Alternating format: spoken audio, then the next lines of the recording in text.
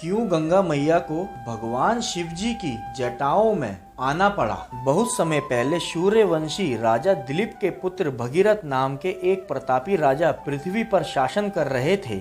उनके पूर्वजों को कपिल मुनि के श्राप ने भस्म कर दिया था। केवल माँ गंगा ही उनका उद्धार कर सकती थी। अतः अपने पूर्वजों को श्राप से मुक्त करने के लिए भागीरथ ने गंगा मैया को पृथ्वी पर लाने का प्रण कर लिया। माँ गंगा तो स्वर्ग में बहती थी, उनको पृथ्वी पर लाना असंभव था। माँ गंगा को धरती पर लाने के लिए भगीरथ ने अन्न जल त्याग कर तप करना प्रारंभ कर दिया। बहुत समय पश्चात गंगा मैया भगीरथ की तपस्या से प्रसन्न हुई और भगीरथ को स्वयं के धरती पर आने का आश्वासन दिया। लेकिन गंगा मैया ने भगीरथ को चेताया कि यदि वो सीधे स्वर्ग से पृथ्वी पर प्रवेश करेंगी तो पृथ्वी उनका वेग सहन नहीं कर पाएगी और पृथ्वी पाताल लोक में समाहित हो जाएगी। यह भगीरथ के लिए एक बहुत बड़ी समस्या थी। इस समस्या का समाधान केवल भगवान शिव ही कर सकते थे।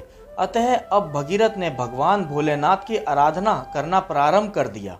भगीरथ की तपस्या से प्रसन्न होकर भगवान भोलेनाथ ने भगीरथ को दर्शन दिए। भगीरथ ने उन्हें अपना पूरा वृतांत बताया। तब भगवान शिव ने उसकी समस्या को हल करने के लिए एक उपाय निकाला। उपाय के अनुसार स्वर्ग से माँ गंगा की धार बहुत तेजी से पृथ्वी की ओर आई। गंगा मैया के मार्ग में भगवान शिव आ गए और सारा जल उन्होंने अपने मस्तक पर ले लिया। सारा जल उनकी जटाओं में समाहित हो गया। उसकी एक बूंद भी धरती पर नहीं गिरी।